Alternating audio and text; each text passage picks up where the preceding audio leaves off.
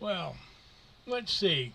What has Donald Trump done in the last few hours, few days? Well, he's announced amicably that they come to a pause about tariffs on some Mexican goods. And he says it was an excellent and respectful call. No, Scheinbaum said that. Anyway, it's, why, some people might be surprised that it's a respectful, you know, well thought out, well behaved call when he fights miserably with Justin Trudeau. That's not hard to figure out, folks. He never threatened to annex Mexico. They don't speak English there. So, and he only wants people to speak English. So, why would I want Mexico? You can find everything about all the articles I'm using for this in the bibliography and in below.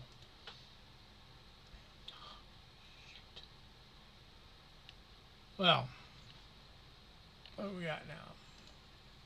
Yeah. USA Today. One way or another, 5 ways Trump's Greenland saga could play out. And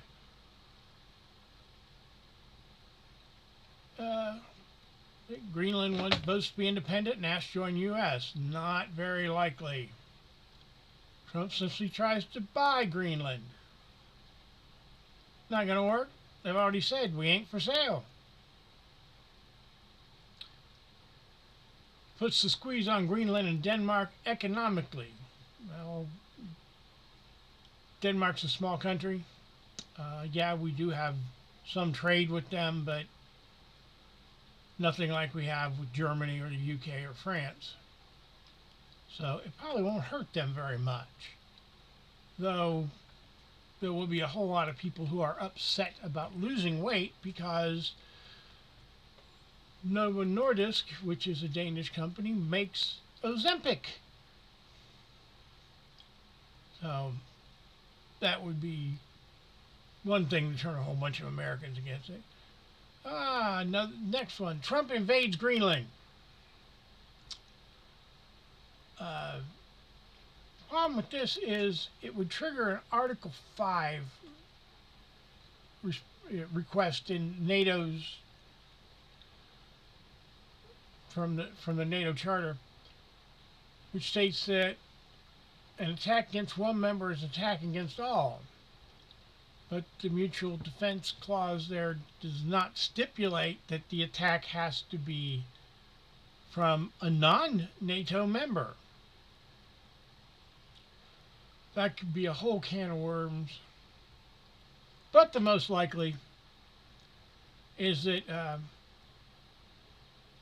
Trump, they say Trump's Greenland desire wanes. More like he just loses interest. That's Donald Trump for you. But anyways, on to the next one. From Raw Story. Announced layoffs have jumped to levels not seen since the last two recessions. Anybody surprised by this? You keep putting all these federal workers out on the street, and that affects the job market. It also affects the unemployment numbers. They're not going to look like what Trump wants them to look like. So far, according to Reuters, they've cut 172,017 jobs, which is a 245% increase over the previous month.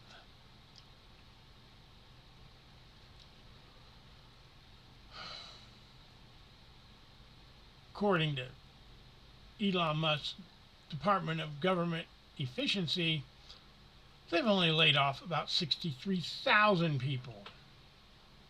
I trust the Reuters number,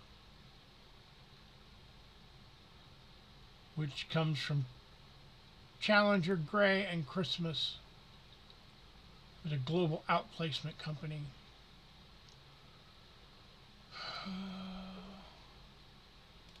Something that's really going to grind his gears, or not. Um,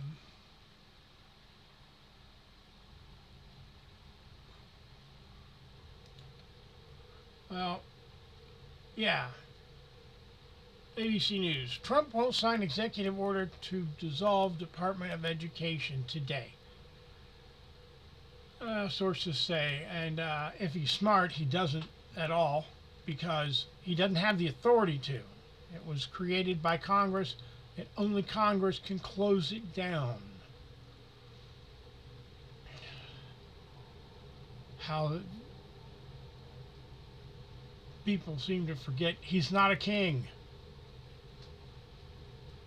And in order to dismantle the Department of Education would require congressional approval, and it would need to get 60 votes in the Senate. That's not going to happen. They don't have that many seats in the Senate, so Department of Education stays where it is. And what comes when you screw up badly? Latin Times. Fired CDC's employees begged to come back to work in email apologizing for the disruption. Anybody surprised that they hack all these people out and then realize that a bunch of them are needed? They need to be there. They were hired for specific skill sets to work in specific jobs, and those jobs still need to be done. And there's, like with the 5 nuclear scientists, they you got to have them because there's no way to get rid of them, because they have specific skill sets. And well, you can't just hire Johnny off the street to go in there and experiment with, you know, viruses and germs that could kill a whole bunch of people. What were they thinking?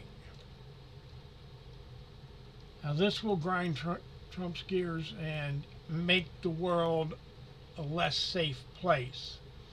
Metro. Five Eyes alliance crumbling after UK, Australia, New Zealand, and Canada give US cold shoulder. Other nations, including Saudi Arabia and Israel, are becoming increasingly wary about what to share with the White House. That is a quote. The alliance started in 1946 between the US and the UK to share intelligence, because it simply works. You can't have people everywhere all the time or in the right places all the time. And it's been a very effective network, one of the largest intelligence networks ever formed. And now it's coming into question whether they can rely on the U.S.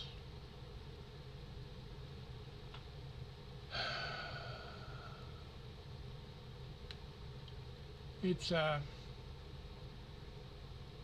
stupid to pull out of it, but it's also stupid to make your fellow members question your reliability.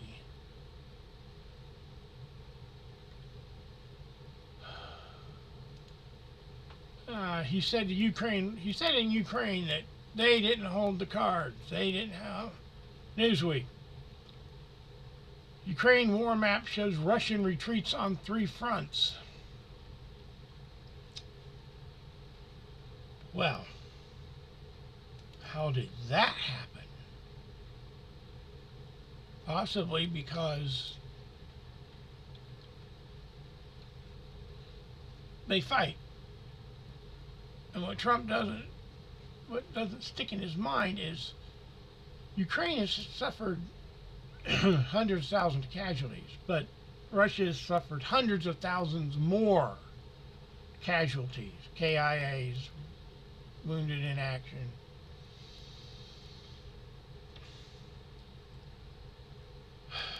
How could it happen that Russia's losing? They're still using the same tactics they used in World War II, which is the meat grinder attack. Ukrainians have been trained up and are using U.S. tactics, and it's showing to work way better. Ukrainians treat their people like human beings, while it's said that Russia treats their soldiers like serfs, slaves, basically. And they put junior mid-level Russian officers in a pressure cooker wanting results. So they stopped listening to their troops' complaints about we don't have enough food, we don't have enough ammo, we don't have enough medical treatment, we have people sick and they need to be hospitalized, and they just don't care. What can I say? Treat your people like human beings and they will work harder than you will if you treat them like slaves.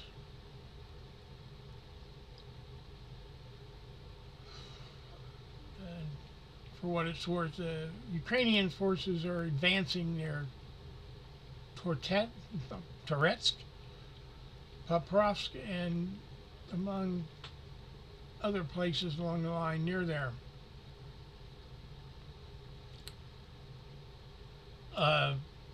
Pro-Moscow military blogger has said that Ukraine forces are exerting growing pressure on Russia troops in the Donetsk region. And yeah, you fight with what you got, and they've actually got a lot.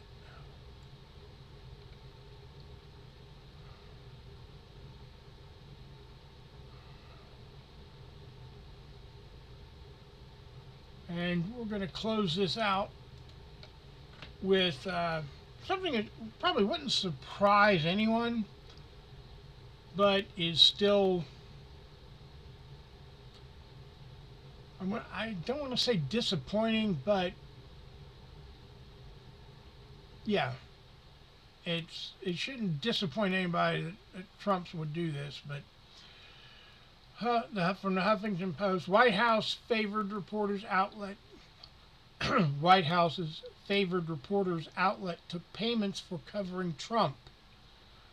My, isn't that a strange thing that you get a whole lot more coverage from platforms like Real America's Voice and others, Right Side Broadcasting Network, because, well, you're paying them.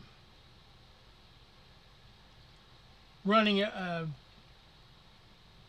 website is considerably less expensive than running a full-blown news agency with correspondents all over the world. And you're only covering one person and maybe a little bit out of the House and Senate.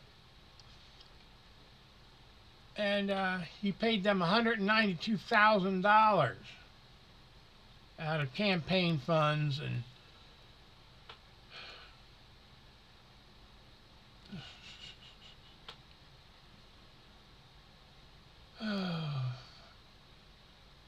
mostly campaign funds and his super PAC.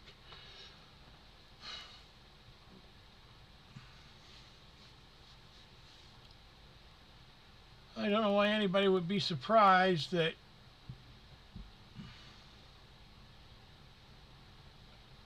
a man would pay, and I don't understand why. He was getting tons of news coverage for free from what do you call it, the unreliable legacy networks. But you're going to pay somebody with hardly one correspondent and a few stringers to cover you. It's purely narcissistic that you would pay for reporters to cover you. It's also questionable ethics.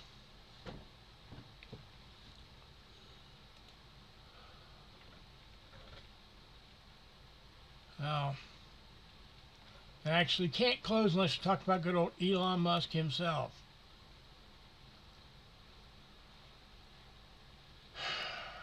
His wall of receipts is a joke, primarily because a whole bunch of the things he put up there were actually canceled during the Biden era, but he's claiming credit for it.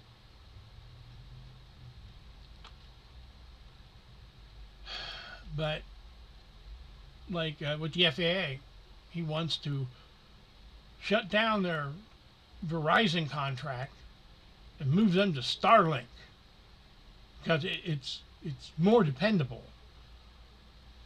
Well, you know those big coronal mass ejections that screw up satellites, and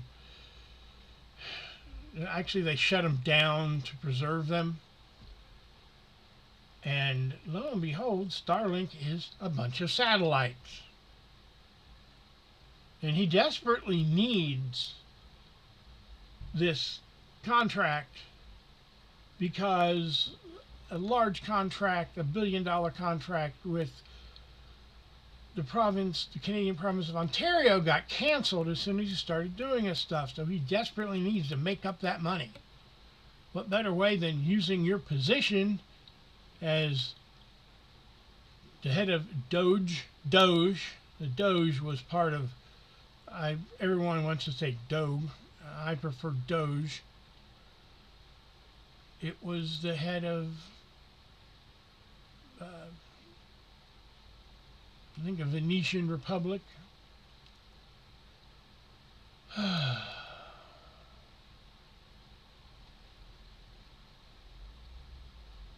It's a hopeless case. This is going to go on. And when people can't get their disability payments started because there's no one there to run the paperwork through, or can't get their Social Security started because there's no one there to run the paperwork through, or any other number of things they have to do, we have a huge outlay every year for what a farmer friend of mine called government welfare. You know, planting checks, I guess. I don't know what, I forget the exact name of the program, but yeah, they give out billions of dollars every year to farmers, and you just fill out the paperwork and, yeah, fill out the paperwork, get your check. Except when there isn't anybody there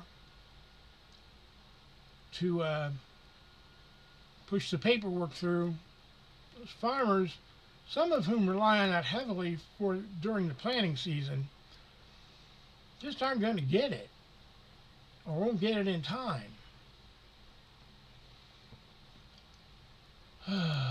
What has this country come to?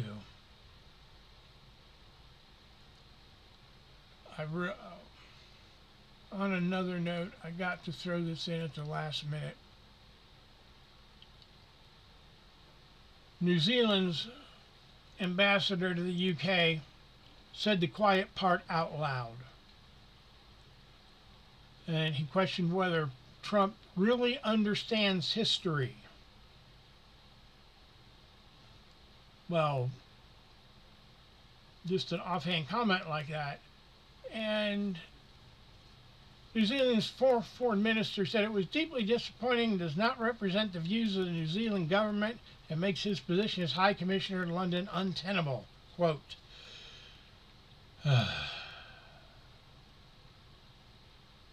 they're scared of this man. Well, they ought to be. He's out of control. And he brought in, we knew that during his first term, and now he's brought in Elon Musk, who's even more out of control. So, yeah. I understand New Zealand. Let's quickly go over what we had. New Zealand pulled their ambassador. Ukraine's advancing.